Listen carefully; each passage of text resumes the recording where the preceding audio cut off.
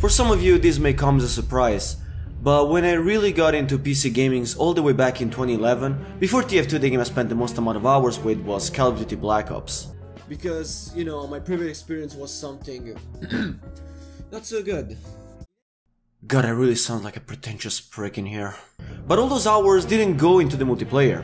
They went to something special to me. The zombie mode. Let me give you a quick backstory. When I was about 15, the daily routine after coming back from school was to meet up with my friends, play zombie mode split screening on PS3, trying to reach the highest round possible, crafting the perfect strategies and figuring out the best weapons for high rounds. Eventually this led me picking up the game for myself. But since I had any last-gen consoles, I went with the most modern piece of technology I had at the time, my crappy Toshiba laptop.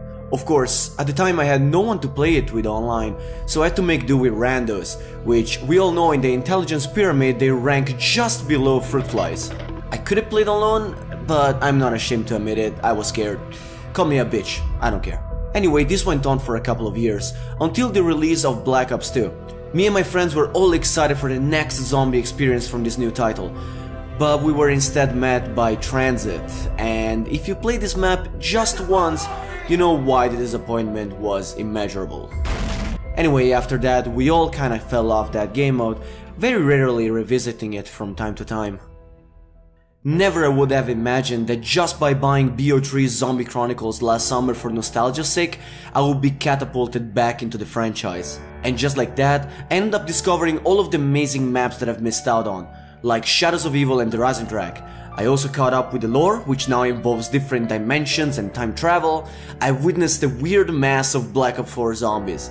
It's still fun, don't get me wrong, it's just a lot of weird decisions.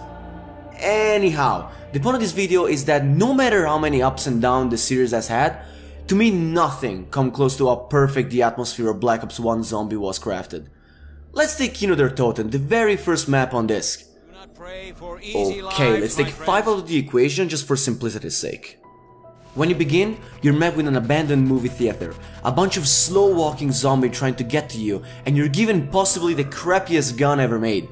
Everything is so run down and broken up. You can hear the rotten flesh of the zombies slowly approaching their position, and you can see in a certain part of the room the shadow of zombies approaching.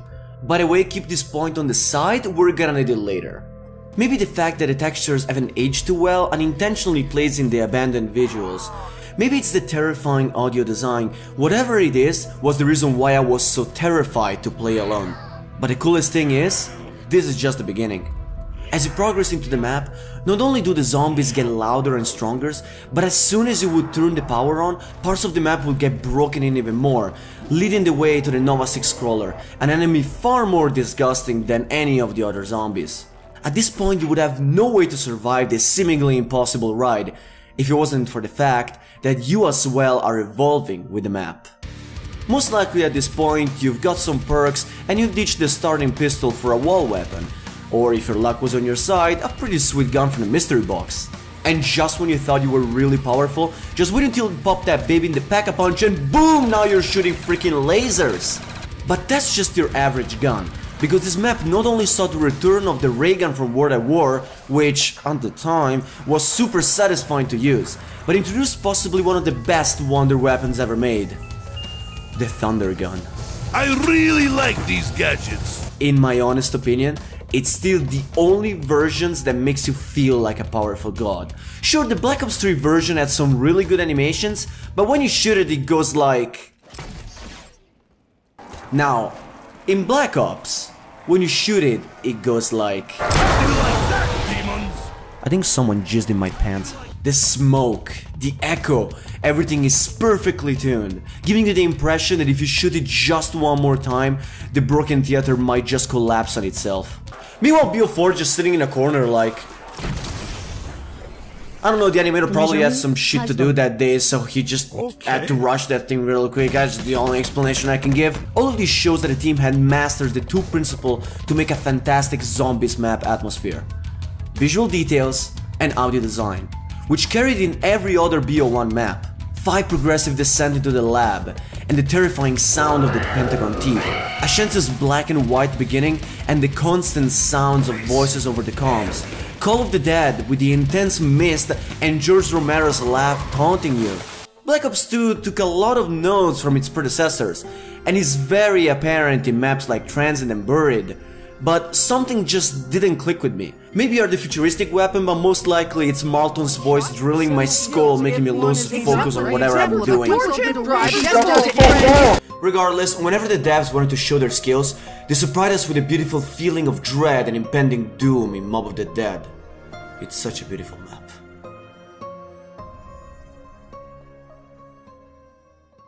I know Black Ops 3 is considered the best zombie experience, and I do agree.